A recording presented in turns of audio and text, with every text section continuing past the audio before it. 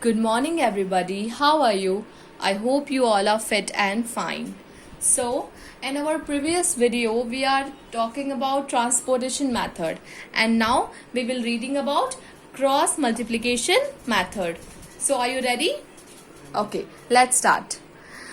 बेटा cross multiplication method का मतलब जैसे अगर हम इसके नाम को देखें क्रॉस, फर्स्ट वर्ड इसका क्या है क्रॉस, यानी कि हमें क्रॉस से रिलेटेड कुछ करना है.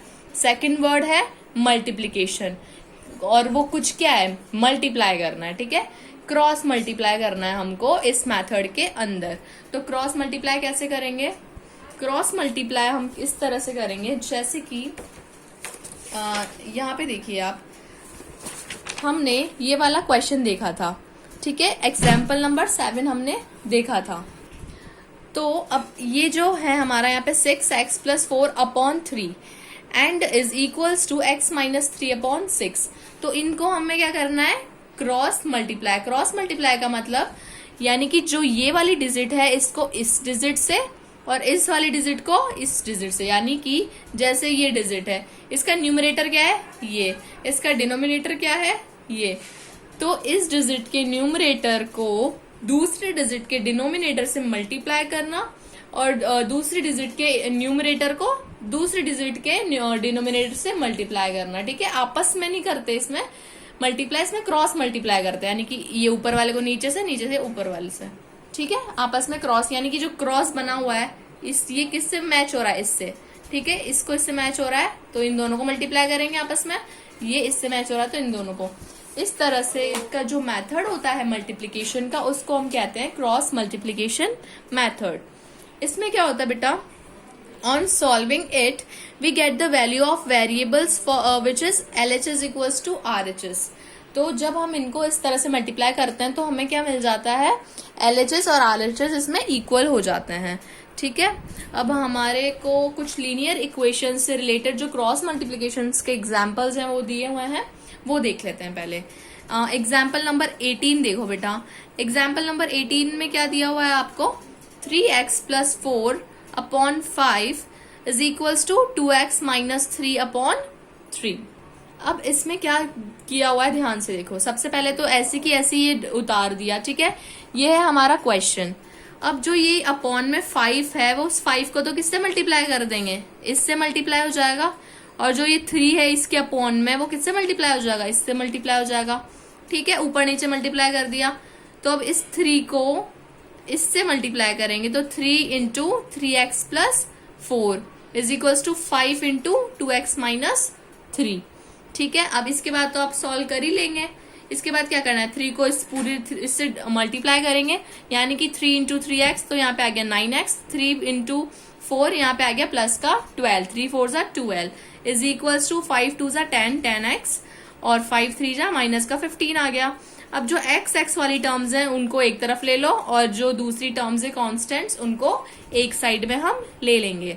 Now 9x - 10x is -x, क्योंकि 10 की वैल्यू माइनस में है और -15 और -12 माइनस माइनस क्या हो जाता है ऐड हो जाता है. लेकिन याद रखिए साइन हमेशा माइनस का ही आता है और ये चीज हमेशा ध्यान रखनी है ताकि आपके क्वेश्चन में गलती ना हो. अब जो यह माइनस है तो माइनस से माइनस क्या हो गया, कैंसिल आउट हो गया. तो x इज इक्वल टू क्या आ गया बेटा आपके पास 27 and this is your answer. अगर आपको ये वेरीफाई करना है तो आप क्या करेंगे, जो आपकी x की वैल्यू आई उनको दोनों को रख के देख सकते हैं. जैसे हम यहाँ पे भी जो ये इक्वल्स टू के इधर है, इक्वल्स टू के इधर वाले को हम क्या कहते हैं, लेफ्ट हैंड पे है हमारे तो लेफ्ट हैंड साइड LHS और ये राइट हैंड पे है तो राइट हैंड साइड. तो हम अपने LHS और RHS में जहां भी x लिखा हुआ है वहां पे x की वैल्यू पुट कर देंगे. अब जैसे x क्या आया हमारे पास 27 आया तो पहले हम LHS देखेंगे. LHS क्या है हमारा, ये है 3x + 4/5. अब इसमें x की वैल्यू क्या पुट करनी है 27, तो 3x यानी कि यहाँ पे पुट करेंगे 3 × 27, 3 × 27 + 4/5. 27 3 = 81, 81 + 4 85 और अपॉन में तो 5 है ही सही. तो यहाँ पे क्या हो गया 5 17 = 85. इसी तरह हम RHS को भी करके देख लेंगे। RHS क्या है हमारा, ये है। अब हमने x की वैल्यू यहाँ पे 27 डाल दी। 27 टू जा कितना होता है 54 माइनस 3 51, और ये अपॉन में 3 चल ही रहा है। 51/3 क्या हो जाएगा 17, क्योंकि 3 17 जा 51। तो RHS और LHS दोनों क्या आ गया हमारे 17 और 17। दैट मीन्स आपका जो आंसर है वो बिल्कुल सही है। क्योंकि इनका वैल्यू हमेशा क्या आनी चाहिए, सेम आनी चाहिए। अगर आपका RHS यानी कि जब x की वैल्यू आपकी निकल की आ जाए, जैसे कि हमने क्वेश्चन सॉल्व कर लिया, हमारे पास x की वैल्यू निकल के आई, जो भी आया उन दोनों को, उन वैल्यू को हमको दोनों में यानी कि LHS में भी और RHS में दोनों में पुट करके देखना है। अगर दोनों की वैल्यू सेम आ गई तो आपका आंसर क्या हो जाएगा, राइट हो जाएगा, आपका आंसर वेरीफाइड हो जाएगा। ठीक है, तो हैंस यहाँ पे क्या लिखा हुआ है, LHS equals to RHS, hence verified. ठीक है, आ गया समझ में आपको। इसी तरह से आपका एग्जाम्पल नंबर 9 भी दिया हुआ है, इसको भी हम देख लेते हैं हाथों हाथ। ये भी बहुत इजी है, कुछ भी नहीं करना। यहाँ पे क्वेश्चन क्या है बेटा, 0.8 minus 0.28x is equal to 1.16 minus 0.6x। अब जब इस तरह की आपके पास इक्वेशन आपके पास अगर आ जाए तो आप क्या करेंगे, घबराना नहीं है बिल्कुल भी। हमेशा इन चीजों में हमें क्या करना होता है, पॉइंट का जब भी क्या होता है, जब पॉइंट के क्वेश्चन आते हैं ना, तो बच्चे क्या होते हैं, घबरा जाते हैं पॉइंट से रिलेटेड। कुछ भी नहीं है, क्या करना है, x की वैल्यू एक तरफ करो सबसे पहले तो। ठीक है, अब x की वैल्यू कौन कौन सी है देखो, इसमें 0.6x और 0.28x, इन दोनों को एक तरफ कर दिया और दो बाकी बची उनको एक तरफ कर दिया। इनको माइनस करा तो कितना आया 0.32x, इसको इसमें से माइनस करा 0.3x। ठीक है, अब क्या करेंगे, x is equal to 0.3x और ये किसमें है 0.32, मल्टीप्लाई में। तो जो मल्टीप्लाई में है LHS में, अगर हम उसको राइट हैंड साइड पे अगर हमें उसको लेके जाना है तो हमें क्या करना पड़ेगा बच्चा, हमको इसको नीचे की तरफ ले जाना होगा। तो x is equal to 0.36 upon 0.32 हो गया। ठीक है, अब हमें क्या करेंगे, पॉइंट से पॉइंट हट जाता है, इस पॉइंट से ये पॉइंट हट जाएगा तो 36 अपॉन 32। ठीक है, ये आपको ये वाला रूल तो याद है ना, ये पॉइंट से पॉइंट हट जाता है, पॉइंट से पॉइंट हट गया तो 36 अपॉन 32। अब पॉइंट से पॉइंट किस तरह से, ये चीज तो ऑब्वियसली पता ही होगा। तो अब हमारे पास आंसर क्या हो गया, x is equal to 9/8। 36 upon 32 करेंगे तो कट के आंसर क्या आ गया यहाँ पे 9/8। Therefore 9/8 is the required solution of the question. 9/8 कैसे क्या हो गया, ये सॉल्यूशन हो गया। अब अगर आपको क्वेश्चन दे दे कि आपको ये सॉल्व करके वेरीफाई भी करना है तो आप इसको वेरीफाई भी करेंगे, जैसे कि वेरीफाई करना मैंने आपको सिखा दिया। अगर आपको वेरीफाई करने के लिए नहीं पूछ रहा है तो जरूरी नहीं है, लेकिन वेरीफाई कर लेना चाहिए, क्योंकि हमें पता लग जाता है कि हमारा आंसर सही है कि नहीं है। क्योंकि एग्जाम में तो आपको कोई बताने आएगा नहीं कि आपका आंसर सही है कि नहीं है, आपको खुद ही चेक करना होता है। ओके, अब हम इसका वेरिफिकेशन देखेंगे। बेटा इसको वेरीफाई कैसे करते हैं, आपका आंसर आया 9/8। अब हमारे LHS की वैल्यू थी 0.8 माइनस 0.28x। ठीक है, ये हमारा LHS है। अब LHS में हमें x की वैल्यू 9/8 पुट करनी है। कहाँ है x, ये रहा x, पुट कर दी 9/8। अब क्या आएगा यहाँ पे, जहां पे पॉइंट है वहां पे पॉइंट हटा के 0 लगा दो नीचे। जितने पॉइंट के बाद जितनी डिजिट है उतनी 0 लगती हैं।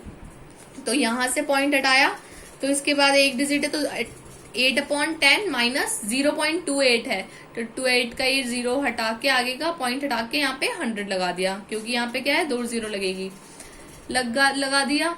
अब क्या करेंगे, इनको आपस में पहले मल्टीप्लाई कर लिया। ठीक है, मल्टीप्लाई करने पे क्या आ गया 63/200। ठीक है, 63/200 आ गया। अब क्या करेंगे, अब आया हमारे पास, अब लेंगे इनका एलसीएम। 10 और 200 का एलसीएम 200 ही ले लिया। अब 10 की टेबल में 200 कितनी टाइम्स आता है 20 टाइम्स। ठीक है, तो 28 जा 160 आ गया। 160 माइनस 63 का 63, 97/200 आपका आंसर आ गया LHS में। इसी तरह आपको RHS भी पूरा सॉल्व करना है। अगर RHS सॉल्व करने के बाद भी क्या आ गया 97/200, दोनों क्या है सेम है। इसका मतलब क्या है बेटा, आपका जो आंसर है वो बिल्कुल करेक्ट है। ठीक है, आ गया समझ में। अब देखते हैं हम एग्जाम्पल नंबर 20। अब बेटा 20 वाले में आपको क्या दिया हुआ है, कुछ भी नहीं है, जैसे अभी हम सॉल्व करते आए हुए हैं अभी तक वैसे ही करना है। डिजिट दी हुई है, मेथड कौन सा लगाना है, क्रॉस मल्टीप्लीकेशन मेथड, क्योंकि जब भी आपको इस तरह की इक्वेशन दी हुई होती है तो आपको हमेशा कौन सा मेथड लगाना है, क्रॉस मल्टीप्लीकेशन मेथड, क्योंकि और मेथड से तो ये सॉल्व होगा ही नहीं। बताओ कैसे होगा सॉल्व, इसको ऊपर वाले को इससे और इस वाले को इससे करना पड़ेगा तभी ये सॉल्व होगा। तो जब भी इस तरह के क्वेश्चंस आए मेथड, वो वाला मेथड लगा दो। इसमें कुछ भी नहीं है, बहुत इजी है, इसको इससे मल्टीप्लाई करके बस क्या करना है आपको, जब आप सॉल्व करो आराम आराम से सॉल्व करो, जल्दीबाजी नहीं करनी, क्योंकि इनमें क्या होता है अगर थोड़ी सी भी ज्यादा जल्दीबाजी कर दी अपन ने, जल्दी जल्दी सॉल्व करने के चक्कर में क्या होता है गलत हो जाता है, और एक चीज भी गलत हो गई तो मैथ्स में तो यही है भैया, देखो एक चीज भी गलत हो गई तो सारा क्वेश्चन ही आपका गलत हो जाएगा। इसलिए जल्दीबाजी मैथ्स में आपको करनी ही नहीं है, आराम आराम से सॉल्व करो। जैसे अब यहाँ पे 6x + 7 है, इसको आपको मल्टीप्लाई किससे करना है, इससे 2x + 3 से। तो 6 2 = 12, 12x मत लिख देना 12x², क्योंकि यहाँ पे 2x हैं, x को भी तो x से मल्टीप्लाई करेंगे 12x²। 6x + 3, 6 3 जा +18 का x आ गया 18x। इसी तरह से 7 2 जा 14, 14x x भी है, 7 3 जा 21 प्लस का 21 आ गया इक्वल्स टू, इसी तरह इसको भी सॉल्व कर दो। अब जब ये सॉल्व करने के बाद जो x वाली डिजिट्स हैं, x यानी कि 18x 14x 8, इनको प्लस कर दो, इनके प्लस करने पे क्या आ गया 32, इनको प्लस कर दो, इनके प्लस करने पे आ गया 23x। अब x², ये इधर भी x², इधर भी x², ठीक है, तो x² से x² तो कट ही जाएगा, ठीक है, बची x वाली टर्म्स बचेंगी। तो हमें इस तरह से सॉल्व करते जाना होता है, धीरे धीरे बहुत इजी हो जाएगा। ठीक है, तो ये तो आप मैंने थोड़ा तो बता ही दिया, लगभग कुछ भी नहीं करना, बस इसको आप घर पे एक बारी खुद से लिख के देख लेना, और तो कुछ भी नहीं है इस वाले में। अब आता है आपका प्रैक्टिस टू बी परफेक्ट 2.1। तो बेटा इसमें क्या करना है, ये तो है आपका होमवर्क, इसमें से तो मैं आपको एक भी क्वेश्चन नहीं करवाऊंगी, बस जो क्वेश्चन आपको नहीं आएगा, यानी कि जब आप खुद प्रैक्टिस करके देखोगे, फिर जब आपको नहीं आएगा तब आपको मुझे कॉल करना है या मैसेज करके क्वेरी पे पूछना है। ठीक है, तो क्योंकि जो भी हमने सॉल्व करा बेटा, जितना भी हमने अभी तक पढ़ा है, रूट्स निकालना देखे, इसके लीनियर इक्वेशंस देख ली हमने, solution of linear equation, transportation method, और आज तो हमने क्रॉस मल्टीप्लिकेशन भी देख लिया। तो इनमें ये तीनों मेथड के अकॉर्डिंग यहाँ पे सारे क्वेश्चंस आपको दिए हुए हैं और बहुत इजी है। ठीक है, हमने जितने भी करे ना उनसे भी बहुत इजी क्वेश्चंस हैं, तो इनको एक बारी खुद कर करके निकाल लो अपने हाथ से। अगर आपने ये वाली पूरी एक्सरसाइज सॉल्व कर ली, प्रैक्टिस टू बी परफेक्ट 2.1, तो आप समझ लेना कि इसके आगे का अपन ने जितना भी पढ़ा ना, यहाँ से लेके यहाँ तक की जितना भी पढ़ा हमने अभी, यहाँ तक के आपको पूरे क्वेश्चंस आ गए, यानी कि इन मेथड्स के आपको सारे क्वेश्चंस आ गए। आपको फिर कोई सा भी क्वेश्चन दे दो आप सॉल्व कर लोगे। ठीक है, तो ये चीज आपको खुद को करनी पड़ेगी। ठीक है, तो अब ये आपका हो गया आज का होमवर्क। जो भी वीडियो देख रहा है, वीडियो देखने के बाद कॉपी पेन लेके बैठ जाओ और सॉल्व करने लग जाओ। ठीक है, जो भी नहीं आए, इतने सारे एग्जाम्पल्स दे रखे हैं, एक आधी मिलता जुलता देख लो इनसे और आपको आ जाएगा। अब हम देखते हैं हमारे नेक्स्ट टॉपिक पे, बिना अपना टाइम वेस्ट किए, word problems on linear equations. अब मेन टॉपिक है ये वर्ड प्रॉब्लम्स। अभी तक तो हमने पढ़ा था नॉर्मल टॉपिक्स थे, बहुत इजी थे, इसमें आपको थोड़ी बहुत दिक्कत आएगी क्योंकि थोड़ा हार्ड है ये, इसलिए इसको अच्छे से देखना। हम स्टार्ट करते हैं। वर्ड्स प्रॉब्लम में क्या होता है बेटा, there are several problems which involves the relations among known and unknown numbers and can be put in the form of equations। ठीक है, ऐसी बहुत सारी प्रॉब्लम्स होती है जिसमें ना क्या होता है, रिलेशंस होते हैं जिनमें नोन, बहुत सारे नंबर्स तो हमें पता लगाने होते हैं, बहुत सारे नंबर्स हमको पहले से गिवन होते हैं। ठीक है, उनको हमें इक्वेशंस में पुट करना होता है। ठीक है, जो वो हमें वर्ड प्रॉब्लम देते हैं तो पहले से ही बता देते हैं कुछ कुछ, तो ये नंबर है, अब ये निकालो, ये नंबर है, ये आप निकालो। ठीक है, तो हमको उनको इक्वेशंस बना बना के वैसे सॉल्व करना होता है। The equations are generally stated in words and it is for this reason we refer to this problems as word problems. तो बेटा जो ये प्रॉब्लम्स होती है जनरली क्या होती है, वर्ड्स की होती है।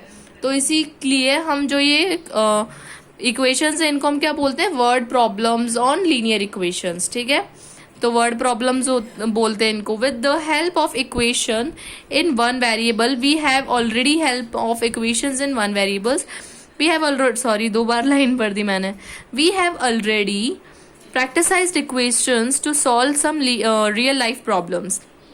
अब हम क्या देखते हैं, इनकी स्टेप देखते हैं क्या करना होता है। वैसे स्टेप्स तो इतना इम्पोर्टेंट, ठीक है स्टार्ट करते हैं। Read the problem carefully and not what is given and what is required. जब भी आप वर्ड प्रॉब्लम सॉल्व करो तो सबसे पहले क्या करना है, आपको बहुत केयरफुली रीड करना है और आपको सबसे पहले ये नोट करना है कि आपको क्या क्या दिया हुआ है उस क्वेश्चन के अंदर और आपको क्या क्या फाइंड करना है उसमें से। फर्स्ट स्टेप तो ये हो गया। Second, denote the unknown by variable as x and y, यानी कि कोई भी नंबर जो आपको निकालना है, जो आपको फाइंड करना है, उसको हम क्या करेंगे, एक्स या फिर वाई से डिनोट कर देंगे। ठीक है, ताकि हम क्या कर सके, अब जो लास्ट में जो वैल्यू क्या इजीली निकल सके। तो हमने एक्स और वाई को से डिनोट कर दिया वो वेरिएबल्स को। Third, translate the problem of language of mathematics और मैथमेटिकल स्टेटमेंट्स। अब जो वो वर्ड प्रॉब्लम होती है ना, उसको हमें क्या करना होता है बेटा, जो मैथमेटिकल स्टेटमेंट है उसकी फॉर्म में लाना होता है। ठीक है, मैं आपको थ्योरेटिकली बता रही हूँ, लेकिन जब हम क्वेश्चन सॉल्व करने लगेंगे तो आपको धीरे धीरे समझ में आएगी ये चीज।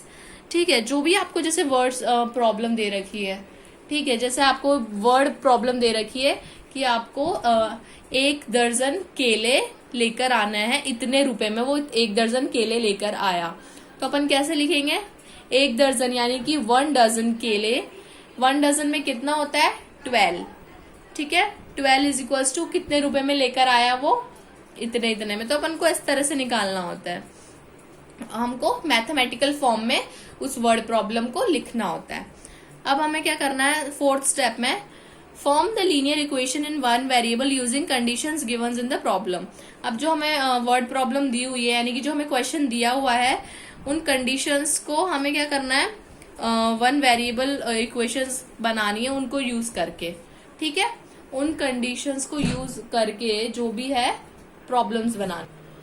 ठीक है, अब हमारा 5th स्टेप क्या है बेटा, 5th स्टेप में हमें क्या करना है, solve the equations for the unknown. फिर हमें इक्वेशन सॉल्व करनी है उसको अननोन के लिए, यानी कि वो जो एक्स की वैल्यू होती है वो निकालनी है। Verify to be sure whether the answer satisfy the conditions of the problem. फिर लास्ट में हमको क्या करना है बेटा, वेरीफाई करना है कि जो वो आंसर है, वो जो कंडीशन दे रखी है उस प्रॉब्लम की कंडीशन को सेटिस्फाई कर रहा है या नहीं कर रहा है। ठीक है, तो ये टोटल 6 स्टेप्स हो गई, ये हमें पूरी स्टेप्स फॉलो करते हुए जाना है कोई भी इक्वेशन सॉल्व करने से पहले। अब हम देखेंगे इसका एग्जाम्पल। ठीक है, सॉल्व एग्जाम्पल्स दिए हुए हैं, ये थी हमारी स्टेप्स। अब हम देखेंगे इसका एग्जाम्पल क्या है, अब आपको समझ में आएगा अच्छे से। तो बेटा आपको एक एग्जाम्पल दिया हुआ है, एग्जाम्पल नंबर 21। ये हो गई आपकी एक वर्ड प्रॉब्लम। ठीक है, क्या दे रखी है बेटा, सबसे पहले पढ़ेंगे हम क्वेश्चन क्या है। The perimeter of rectangle is 13 centimetre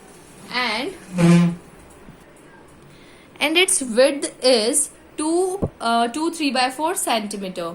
find its length. ठीक है, बहुत इजी है। अब हमें क्या क्या दिया हुआ है, सबसे पहले तो इसका गिवन लिखो और क्या क्या फाइंड करना है ये हमें लिखना है। तो इसमें क्या क्या दिया हुआ है, द पेरीमीटर ऑफ रेक्टेंगल, यानी कि क्या दे रखा है बेटा, पेरीमीटर ऑफ रेक्टेंगल आपको गिवन है, कितना दे रखा है 13। तो सबसे पहले ये लिखना है हमको। और अपन को विड्थ कितनी दे रखी है 2 3/4 सेंटीमीटर, और हमें क्या फाइंड करनी है, लेंथ। तो सबसे पहले हम क्या करते थे, let the length of rectangle be x centimetre. तो हमने क्या फाइंड क्या करना है, हमको हमेशा जो भी वर्ड प्रॉब्लम हो, जो भी चीज आपको फाइंड करनी है, उसको हम क्या मान लेंगे, x अज्यूम कर लेंगे कि वो है, उसकी वैल्यू क्या है x। ठीक है, तो late the length of rectangle क्या मान ली हमने, x मान ली। अब हमें क्या दे रखा है, द पेरीमीटर ऑफ रेक्टेंगल। अब हमें जो पेरीमीटर है रेक्टेंगल का वो कितना होता है बेटा, जल्दी बताओ, सोचो। पेरीमीटर ऑफ रेक्टेंगल क्या होता है, 2 × L + B, यानी कि लेंथ प्लस ब्रेड्थ। तो लेंथ हमें कितनी दे रखी है, लेंथ तो हमें निकालनी ही है। ठीक है, किसकी लेंथ निकालनी है, हमें रेक्टेंगल की लेंथ निकालनी है। तो ये वाला हमने फॉर्मूला लगा दिया रेक्टेंगल की लेंथ का। ठीक है, तो हमको जब रेक्टेंगल की लेंथ कितनी दे रखी है 13, तो इसकी जगह तो हमने ये लिख दिया, 2 की जगह 2 ही आ गया। लेंथ कितनी दे रखी है यहाँ पे x आ गया। विड्थ आपको दे रखी है 2 3/4, तो इसकी जगह ये लिख दिया। अब 2 3/4 जी मिक्स्ड फॉर्म में, मिक्स्ड फॉर्म से हम इसको सिंपल फॉर्म में लाएंगे तो 4 2 8, 8 + 3 11/4, बाकी तो वैसा का वैसा ही है। अब क्या करेंगे, जो ये बेटा आपका क्या दे रखा है 13, तो क्या है यहाँ पे पेरीमीटर ऑफ रेक्टेंगल, ठीक है। तो इसको अब इधर देखो, इधर आ गया ये। अब 13 इधर था हमारे पास x + 4 × 2 था, ये किस में था बेटा 2 मल्टीप्लाई में था, तो हम इसको इधर की तरफ लिया है, तो ये किस में आ गया बेटा डिवाइड में आ गया ना, 2 आ गया आपके पास डिवाइड में। अब हम क्या करेंगे, डिवाइड में आते ही x = x को इधर रख लिया हमने, और जो ये 11/4 था उसको इधर की तरफ भेज दिया, ठीक है। 11/4 को किधर भेज दिया हमने, राइट हैंड साइड की तरफ भेज दिया। अब हम क्या कर लेंगे, इनका एलसीएम लेके इनको सॉल्व कर लेंगे और हमारे पास x की वैल्यू आ जाएगी। सॉल्व क्या कर लिया, 4 हमारे पास इसका एलसीएम आ गया और 15/4 इसका आंसर। फिर इस 15/4 को हमने क्या कर दिया, मिक्स्ड फॉर्म में लिख दिया और हमारा आंसर क्या आ गया 3 3/4 is the answer of the question. यानी कि जो लेंथ थी रेक्टेंगल की वो कितनी निकल के आ गई बेटा आपके पास 3 3/4, ठीक है। तो इसको कहते हैं वर्ड प्रॉब्लम्स। हमको दिया होता है, गिवन दिया होता है और हमें निकालना होता है, तो जो भी चीज हमें निकालनी है उसको हम x अज्यूम कर लेते हैं, और जो जो चीजें हमें दी हुई है उनकी हेल्प से हमको उस x की वैल्यू या फिर जो भी हमको निकालना है वो फाइंड करना होता है। तो ये तो हमने देखी, सिर्फ अभी एक प्रॉब्लम देखी, ये काफी सारी प्रॉब्लम से देखो आप देख सकते हैं कितने सारे एग्जाम्पल्स दिए हुए हैं आपको, ठीक है। काफी सारे एग्जाम्पल्स हैं, तो हम इनको सॉल्व करेंगे, धीरे धीरे करके सारे सॉल्व करेंगे हम। कुछ कुछ मैं आपको होमवर्क में भी दूंगी। फिलहाल आज का होमवर्क तो यही है आपके लिए, प्रैक्टिस टू बी परफेक्ट वाला जो टॉपिक है 2.1 आपको सॉल्व करके लानी है। उसके अलावा आज हम इतना ही पढ़ेंगे, अगला हम नेक्स्ट वीडियो में कवर करेंगे, ठीक है। So thank you and bye bye.